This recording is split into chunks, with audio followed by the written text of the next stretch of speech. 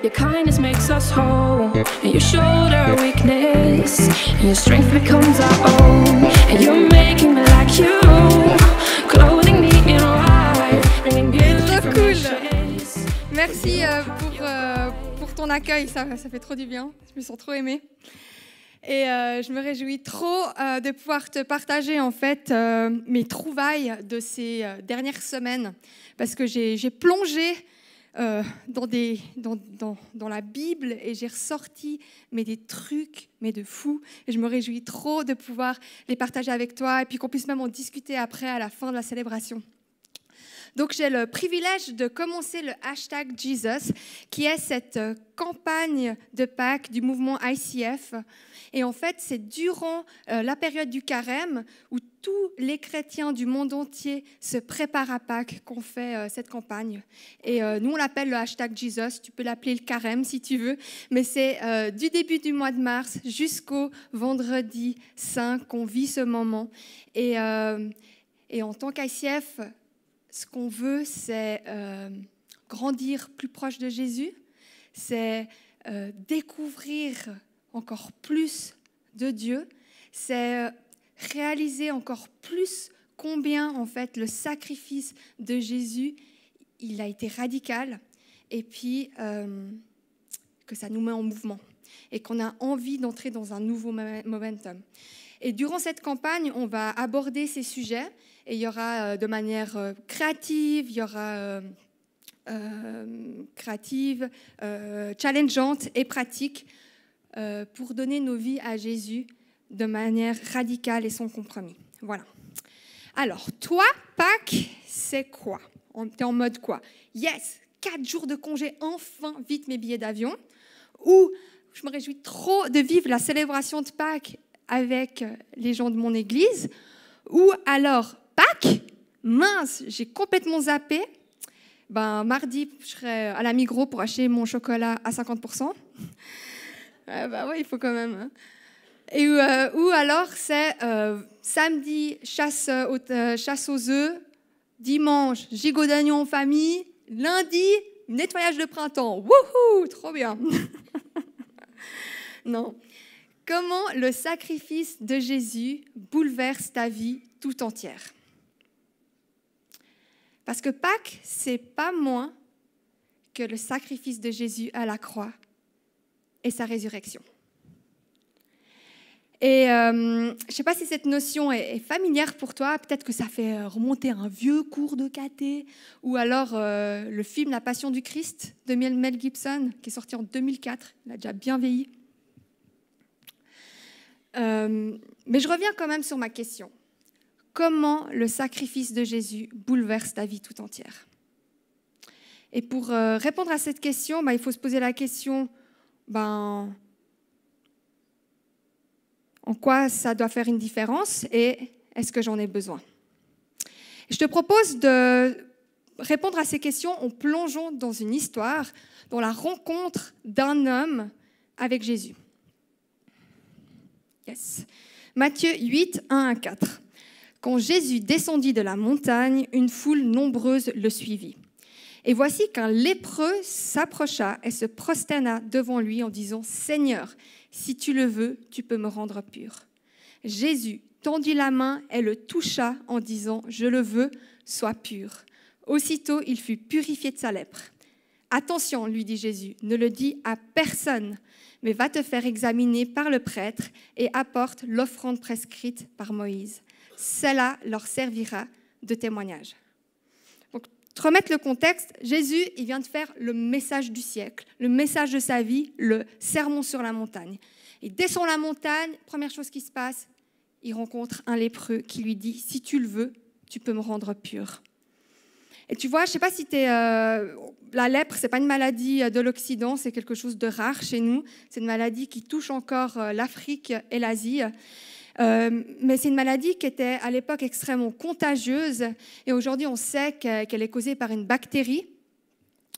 Et qu'à l'époque, elle était incurable. Et c'est que depuis le début du XXe siècle, mi-XXe siècle, qu'il y a un traitement pour guérir de la lèpre. Aujourd'hui, on traite la lèpre avec une combinaison d'antibiotiques. Et en fait, cette maladie, elle est assez particulière parce qu'en fait, elle se déclare très lentement. Elle est même dormante, même pendant plusieurs années. Tu peux porter la maladie pendant plusieurs années avant qu'elle se révèle. C'est des douleurs, ce sont des douleurs en début. Elles se propagent très lentement. Et puis, elle diminue, puis elle revient. Et puis, en fait, elle atteint les nerfs. Il y a une perte de sens puisque ça touche les nerfs. Et en fait, la zone qui est infectée, on ne la sent plus. Au point où, comme elle est infectée, il n'y a plus de sensation, il y a une infection, on ne s'en rend pas compte et ces personnes, elles se retrouvent à être amputées. Et puis même cette zone infectée, elle se dégradait, pourrissait, elle se déformait. Et puis la personne, elle a une apparence qui est repoussante. En plus de ces ravages physiques, parce que c'est des ravages physiques qui sont quand même extrêmement graves. Je ne sais pas si tu as vu les images, je ne sais pas si elles ont été montrées, mais elles sont graves. Il y a aussi des ravages qui sont sociaux, ce que tu imagines, la conséquence que ça a sur la vie de ces personnes. Et d'autant plus quand il n'y avait pas de moyen de pouvoir guérir de cette maladie.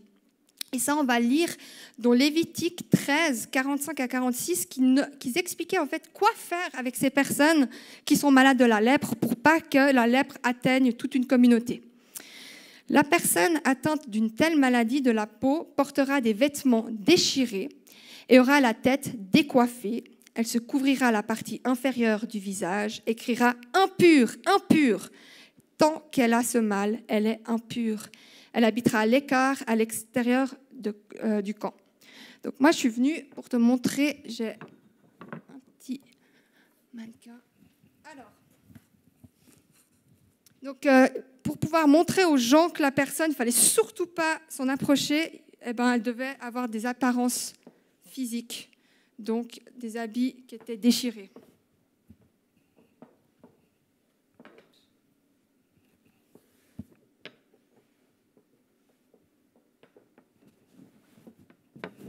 Je me disais que j'aurais presque pu porter ce t-shirt quand j'étais ado. Voilà. Elle devait porter une pancarte impure et crier impur, impur. Et puis,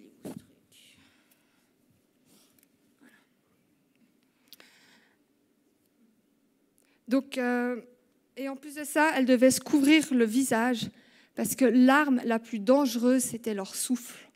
C'était au travers de leur souffle que la maladie se propageait. Donc, moi, j'ai fait en mode 2.0.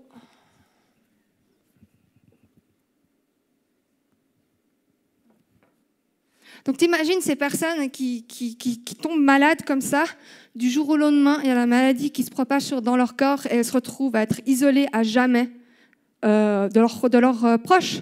Tes parents, tu tombes malade, du jour au lendemain, tu ne vois plus jamais ton enfant. Comme ça.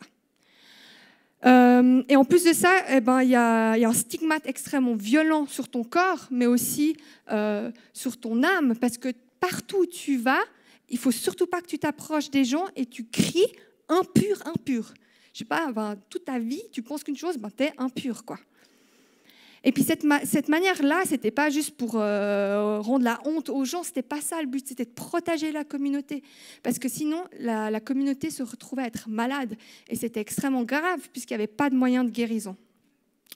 Et ce que je trouve fou, c'est que même si un lépreux s'asseyait sur une pierre, je ne sais pas, il est fatigué, il a marché longtemps dans la journée, il s'assied sur une pierre, cette pierre, elle est souillée. Et il fallait qu'il y ait un signe particulier sur la pierre pour que les gens n'aillent pas s'asseoir sur cette pierre de peur qu'ils attrapent la maladie. La même chose avec un vêtement. Le vêtement qui était porté par un lépreux, il ne fallait pas qu'il touche quoi que ce soit de peur que quelqu'un puisse, à la suite de ça, se retrouver malade. Et il brûlait le vêtement des lépreux. Donc, avec toutes ces informations que je te donne, en revenant à l'histoire de ce lépreux qui rencontre Jésus, c'est quoi la première chose qui t'interpelle? Mais qu'est-ce que fout ce lépreux dans la foule? Non? Mais qu'est-ce qu'il fout ce lépreux dans la foule? Il n'est pas censé mettre en pratique ce qu'on vient de lui dire, ce qu'il a toujours appris, c'est qu'en fait, il doit être loin de tout le monde. il est là, il est dans la foule, et en plus de ça, à la place d'écrire impur, impur, impur, et de brandir sa pancarte, il se rapproche de Jésus, au point où Jésus est capable de le toucher. En fait, ce gars, il brise toutes les conventions pour pouvoir rencontrer Jésus. Toi, pourquoi est-ce que tu crois... pourquoi est-ce qu'il voit en Jésus sa solution à la survie? Pour ça, il faut retourner plus loin dans l'histoire. Donc, ce texte que je te disais, qui a été écrit par Moïse, qui régulait en fait la gestion de la maladie de la lèpre, qui se trouve dans Lévitique, dans la loi juive. Mais si cette affection s'étend sur toute la peau du malade, elle le couvre de la tête aux pieds, et que porte le regard du prêtre, celui-ci procédera à un nouvel examen. S'il constate que l'éruption couvre tout le corps du malade, il le déclarera pur. Puisqu'il est devenu complètement blanc, il est pur. Toutefois, le jour où l'on apercevra sur lui de la chair vive, il devient impur. Après avoir constaté la présence de cette chair vive, le prêtre déclarera la personne impure. La chair vive est impure. C'est une maladie de peau évolutive. Si la chair vive redevient blanche, la personne retournera auprès du prêtre qui l'examinera. S'il constate que la plaie est effectivement devenue blanche, il la déclarera pure et la personne sera en état de pureté. Donc, on sait que cette maladie, elle est incurable. Mais malgré tout, dans la loi juive, ils ont réfléchi à un moyen, à un rituel pour, quand une personne guérissait, de pouvoir faire un rituel pour dire, oui, cette personne, elle est réellement guérie. Mais ce qui est complètement fou, c'est qu'en fait, depuis la création de cette loi, jusqu'à la rencontre de ce lépreux avec Jésus, dans tous les textes hébraïques, il n'y a pas de juif qui a été guéri par la lèpre. Pas de juif. Donc en fait, cette explication de purification, de machin truc, elle n'a jamais été mise en pratique par tous les grands prêtres de siècle en siècle en siècle, jusqu'à la venue de Jésus. Et en fait, dans la culture juive, dans les croyances juives, ils ont dit que en fait, la guérison d'un lépreux, c'est une signification, c'est un miracle messianique. Ça veut dire un miracle qui proclame la venue de Dieu sur la terre. La personne qui guérissait un lépreux, c'était le Messie. C'est dingue, hein? Commencez à voir où est-ce que je vais en venir, hein? Donc, comment est-ce que voit le lépreux Jésus? Comment il le voit, Jésus? Il le voit comme son sauveur. Tu vois, Jésus, il descend de la montagne, là, le sermon sur la montagne. Il vient de faire le prêche du siècle, ou même le prêche de l'humanité, parce qu'il y a personne qui est capable de faire un message aussi dingue que celui-ci. Tu peux le trouver d'ailleurs dans Matthieu 6 à 8, si jamais. Dans ce message, il explique le royaume de Dieu, il explique comment le suivre. Et en fait, cet homme, il comprend que Jésus, il est Dieu, et que seul Jésus peut le sauver, que seul Jésus peut le guérir. Alors, je te propose de revenir dans le texte de cette histoire. On va creuser, parce qu'il y a des petites choses qui sont cachées dans ce texte. Alors, quand Jésus descendit de la montagne, une foule nombreuse le suivit. Et voici qu'un lépreux s'approcha et se prosterna. Ok, ce mot, se prosterner, j'ai été le chercher, et en fait, c'est un mot qui veut dire, je ne sais pas comment on le dit, proskuneo. Voilà. Mais en fait, ce mot, il veut dire adoration, révérence, vénération, adoration. Donc, le lépreux, quand il voit Jésus, il ne fait pas juste une courbette comme ça, comme nous on pourrait le prendre, il adore Jésus. Et pour le peuple juif, la seule personne qui pouvait adorer, c'était Dieu. Donc, quand cet homme, il se met à genoux de Jésus, quand il se prosterne, il est en train d'adorer Jésus, il est en train de dire « Tu es mon Dieu ». Et ensuite, il lui dit « Seigneur, si tu le veux, tu peux me rendre pur ». Donc, Seigneur, c'est le mot qui veut dire « Kyrios ». qui veut dire celui qui a toute autorité. Il est en train de proclamer en fait que Jésus, il a toute autorité pour le guérir et pour le sauver et pour le rétablir en tant que personne. Il est en train de le proclamer qu'il est Dieu. Jésus tendit la main et le toucha en disant « Je le veux, sois pur ». Aussitôt, il fut purifié de sa lèpre. « Attention, lui dit Jésus, ne le dis à personne, mais va te faire examiner par le prêtre et apporte l'offrande prescrite par Moïse. Cela leur servira de témoignage. » Ok, on revient dans l'histoire. Les lépreux qui sont malades et qui ont un signe de guérison, qu'est-ce qu'ils doivent faire? Aller vers le haut prêtre. Hein? On est d'accord? Toutes ces années, les lépreux qui croyaient être guéris, ils sont allés vers le haut prêtre et chaque fois on lui a dit « Ah ben non, tu n'es pas guéri ». Et là, ce que Jésus il est en train de dire, je suis la réponse messianique que vous êtes en train d'attendre. Je suis Dieu sur terre. Et c'est le témoignage que je suis en train de montrer. Il dit, ils le verront de leurs propres yeux. Et toi, tu le vois, Jésus? Tu vois ce témoignage? Tu vois ce lien qui crie que Jésus, il veut se rendre comme ton sauveur. Tu vois, Jésus, il a dit, ce ne sont pas ceux qui se portent bien qui ont besoin de médecins, mais les malades. Je ne suis pas venu appeler des justes, mais des pécheurs. Jésus, il dit, tu es malade parce que tu es un pécheur. Tu vois, ce monde, il est malade car il est complètement souillé par le péché. Et je pense que je n'ai pas besoin de te convaincre qu'on vit dans un monde de fous. Enfin, je veux dire, déjà, on le tue parce qu'on n'est pas capable d'en prendre soin à cause de tout ce qui est au niveau du réchauffement climatique, la manière dont on prend soin de ce monde. C'est une catastrophe. Après, on voit, ça fait quoi? Un demi-siècle qu'il y a la Deuxième Guerre qui vient de se finir. Et qu'est-ce qu'on est en train de faire aujourd'hui?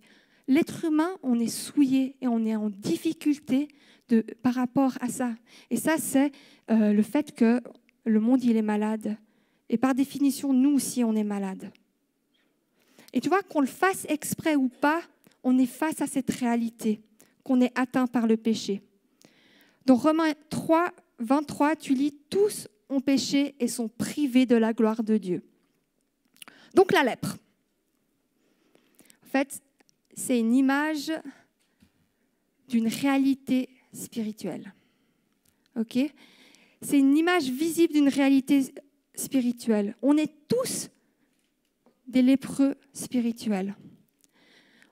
Et si on reprend la liste des symptômes de cette maladie, avec l'isolement coupé de Dieu parce qu'il est saint, infecté dans toutes nos actions, le péché qui prend part de notre corps comme une maladie qui s'installe petit à petit sans s'en rendre compte.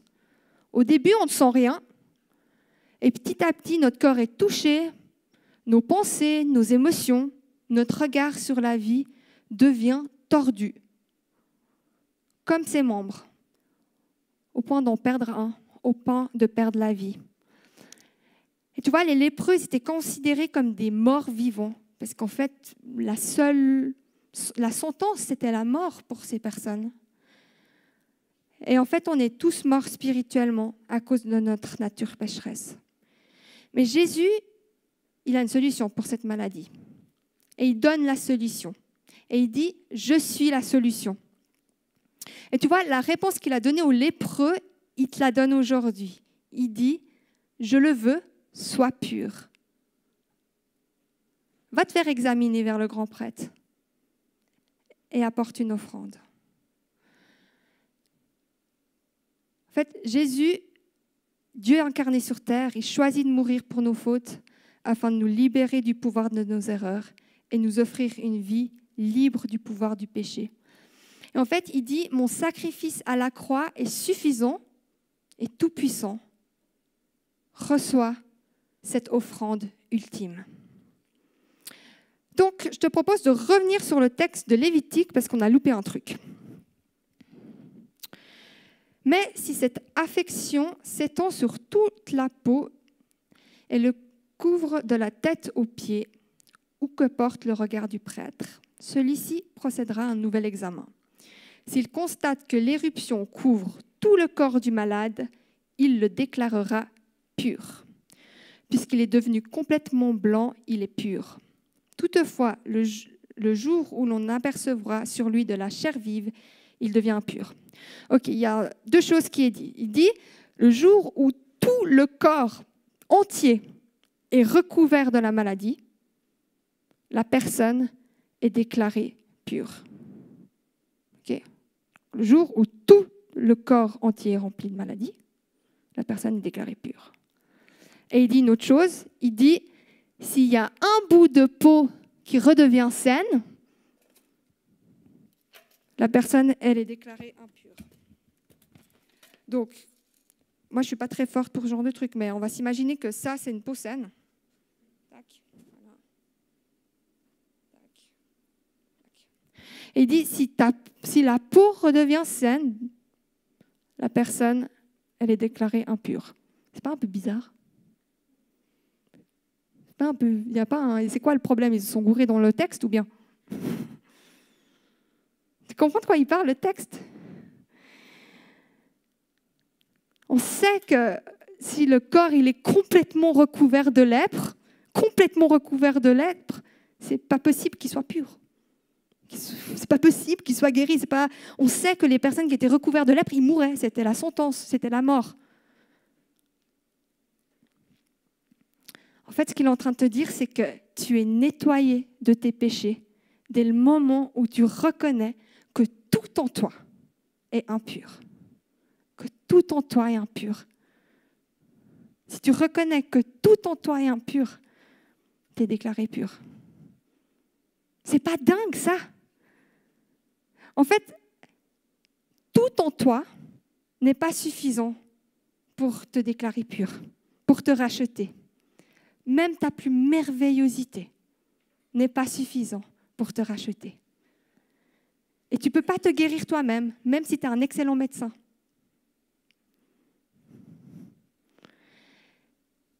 Et cette révélation, en fait, ça c'est une révélation du péché, en fait. Et moi, cette révélation, je l'ai eue à un moment donné où j'étais à l'église, dans mon connect, on était en train de prier les uns pour les autres, et puis là, j'ai une connaissance qui reçoit une image pour moi, puis qui me dit, Elodie, je vois qu'il y a un monstre, puis il te fait peur, et puis il est là tout le temps, derrière toi, à côté de toi, et tu as tout le temps peur, et puis quand tu te retrouves avec un groupe de personnes, tu n'as plus peur. Mais le monstre, il est encore là. Puis quand il m'a dit ça, il ne connaissait rien de moi, donc il m'a donné cette image. Et puis moi, j'ai eu une conviction, en fait, à ce moment-là. J'ai eu la conviction qu'il était en train de montrer qu'en fait, ce monstre, c'était ma honte. Et j'avais tellement honte pour des choses que je faisais que je n'arrivais pas à arrêter de faire, ou des choses que j'avais fait dans mon passé que je n'arrivais pas à me débarrasser de cette culpabilité. Tu sais, cette culpabilité, quand tu dis, mais pourquoi j'ai fait ça? Et comment je fais pour passer au travers de ça? Et en fait, ce monstre, il représentait cette culpabilité. Et ce groupe de personnes, ça représentait mes amis à l'église. Et en fait, ce que j'ai compris, c'est que j'avais beau aller à l'église, j'avais beau être dans un connect, servir dans une équipe, tout ça, et le monstre, il ne disparaissait pas, il était toujours là, en fait. Et que j'avais besoin d'aller vers Jésus. Et aucune de mes bonnes habitudes, en fait, permettait que ce monstre disparaisse. Et c'est à ce moment-là que j'ai réalisé que j'étais complètement impure. Et que je suis allée auprès de Jésus et que je lui ai demandé de me purifier. Voilà. Et j'ai envie de t'amener deux notions qui sont essentielles par rapport à la grâce. Alors, ces notions-là, j'aimerais que tu les prennes et que, tu les notes à quelque part. Il faut pas les louper, parce que c'est des notions qui sont super importantes. Et en fait, elles ont été détaillées par Dietrich Bonhoeffer, qui était, parce qu'il est mort, qui était un théologien, pasteur. Il était aussi un espion durant la Deuxième Guerre mondiale et un opposant à Hitler. Et il est mort en tant que martyr. Et ce gars, il a amené deux notions, ça s'appelle costly grace et cheap grace. Donc, costly grace, c'est la grâce qui coûte. Et cheap grace, c'est la grâce bon marché. Et la grâce qui coûte, c'est cette mentalité dont je t'ai parlé tout à l'heure. Tout mon corps est malade, alors je suis déclaré pur.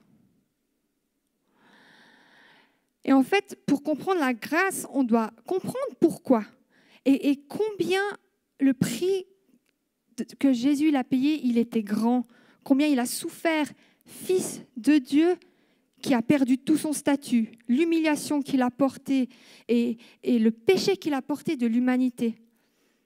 Et pour comprendre combien il a souffert, il faut aussi comprendre combien notre état il était grave.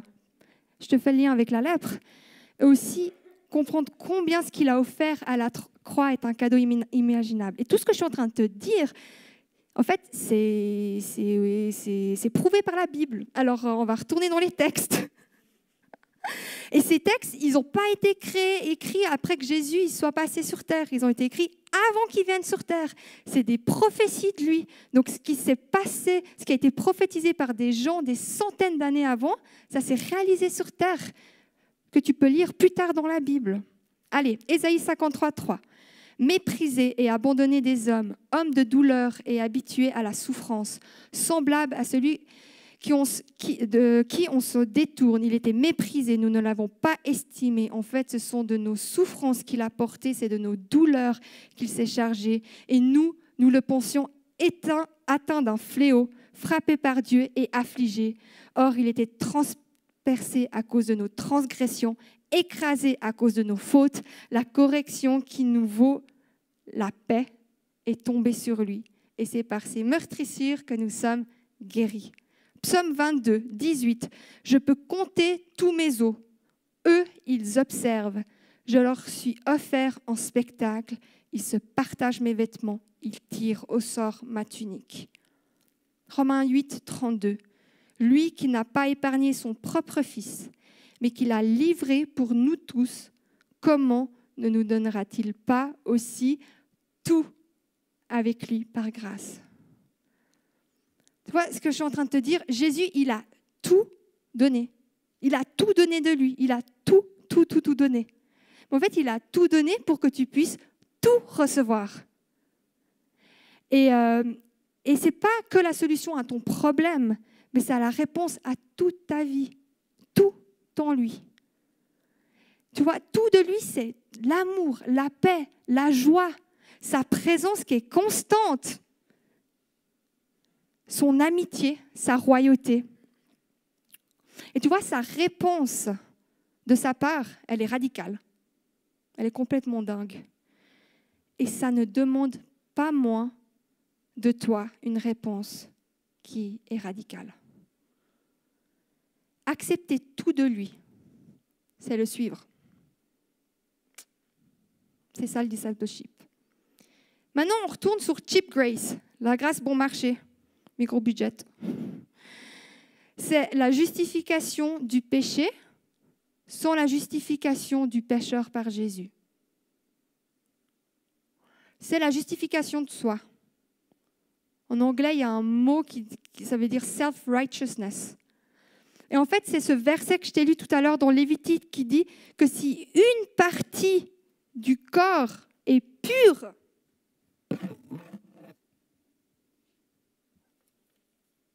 alors tu es déclaré impur. Et c'est facile d'être là-dedans, c'est tellement facile d'être là-dedans. Et moi, je vais te parler de quelques façons de pouvoir sceller quand on est dans cette réalité, de ce corps qui est un petit peu sain. On se dit, mais c'est tout bon, je peux gérer moi-même. Top, trop bien. Donc, par exemple, mon péché est trop grand pour recevoir le pardon. Ça, c'est de la justification de soi. C'est de la grâce bon marché. Ou alors des actions qui contrebalancent le reste, le côté mauvais. Une petite balance. Le reste de mes péchés. Ou alors penser que la repentance et faire le bien sont la solution pour mon salut. Non, c'est Jésus qui est la solution pour ton salut. Ou se focaliser sur le fait que je suis sauvé car j'ai compris la grâce, alors que c'est le sacrifice de Jésus qui te sauve. C'est Jésus qui te sauve. Tu vois, c'est ça, quand la peau elle commence à devenir un peu saine. Et tu sais, Martin Luther, il a dit, est-ce que les gens ne comprennent pas que Jésus est mort pour nos péchés et non pas pour notre droiture? Et tu vois, moi je trouve que c'est tellement facile d'être là-dedans. Et moi je le vis comme je te disais avant, quand j'ai vécu ce changement radical dans ma vie, j'ai commencé à voir que ma vie, elle changeait, qu'il y avait des choses positives qui sortaient de là où je n'arrivais pas à changer. C'était dingue de voir ma vie changer là où j'étais incapable de changer. Puis au bout d'un moment, j'ai vu que comme le lépreux, ma peau elle est devenue un peu saine. Donc je me suis dit, c'est bon, je peux gérer, je peux contrôler. Et puis j'oublie qu'en fait, ce n'est pas ma repentance qui me sauve, ce n'est pas mes actions qui me sauvent, mais c'est Jésus qui me sauve. Et bref, je me retrouve avec ma petite cuisine interne et puis je décide où j'ai besoin de Jésus et où est-ce que je peux gérer seule. Dietrich Bonhoeffer, il a dit « La grâce bon marché et la grâce sans discipleship, la grâce sans la croix, la grâce sans Jésus-Christ, vivant et incarné. » Au début de mon message, je t'ai demandé comment le sacrifice de Jésus bouleverse ta vie tout entière. Tu te rappelles ? On est parti de l'histoire de ce lépreux qui rencontre Jésus et qui proclame que Jésus est Dieu et qu'il est son sauveur. Et ainsi, il a été déclaré impur. On a vu ce lien entre le fait que la maladie de la lèpre, c'est une image visible d'une réalité spirituelle qui est notre condition de pécheur. Et on a vu qu'en fait, le lépreux, il est déclaré pur dès le moment où tout son corps est rempli de la maladie. Et de la même manière que je suis déclaré pur, dès le moment où je reconnais que c'est que Jésus qui me sauve. Et cette grâce qui coûte, c'est cette grâce de réaliser que Jésus, il a tout donné pour que je puisse tout recevoir, tout son amour, toute sa paix, toute sa joie, toute sa présence, toute sa royauté, toute son amitié. Et ça ne demande que de moi une réponse, de tout de lui donner. Tout de lui, tout de moi. Voilà. Donc là, on va entrer dans un temps de face-to-face. Et c'est un moment, en fait, où c'est toi qui es mis à l'action. Et on va prendre ce temps où tu vas pouvoir aller devant Dieu, comme tu le veux, pour pouvoir, en fait, aborder tous ces sujets que j'ai amenés aujourd'hui. Et puis, lui demander, comment tu veux qu'il te rencontre aujourd'hui et comment toi, tu veux le rencontrer, comme ce lépreux qui a été à la rencontre de Jésus. Et tu as reçu un petit godet à l'entrée. Et en fait, c'est un jus de raisin avec une sorte de pain. Il faut s'imaginer le pain. Mais en fait, c'est la Sainte Seine, la communion. Et c'est en fait une manière pour toi de pouvoir en fait, accepter ce que j'ai dit aujourd'hui en disant, Jésus, tout ce que tu m'as donné, c'était dingue. Et aujourd'hui, je reçois tout de toi et je te donne tout en retour. Et il va y avoir des slides qui vont défiler en fait pendant tout le moment du face-to-face. Et puis, sur ces slides, tu vas pouvoir relire tout ce que je t'ai dit en fait. Cette question que je te pose, comment le sacrifice de Jésus bouleverse toute ta vie. Et puis, toutes ces questions que j'ai abordées durant tout mon message. Et il y a peut-être des pistes pour toi pour aborder ces questions avec Jésus. Alors, je te propose de prier pour entrer dans ce moment. Jésus, je te remercie. Je te remercie parce que tu t'es donné en fait radicalement pour nous, pour rétablir en fait cette relation avec Dieu le Père, qui est saint, qui est 3 fois saint. Et c'est un cadeau de dingue. Et aujourd'hui, je veux venir comme ce lépreux qui te voit et qui dit, tu es Dieu, je me prosterne devant toi, je te loue, je t'adore. Rends-moi pur, Jésus. Pardon pour mes péchés. Je proclame aussi que c'est ce sacrifice à la croix qui me rend pur et rien d'autre, rien que ce que je peux faire. Et je te prie de bénir ce moment, de parler à chaque personne, de rencontrer chaque personne, parce que tu es doux et tu es humble de cœur. Et je te remercie, Jésus. Amen.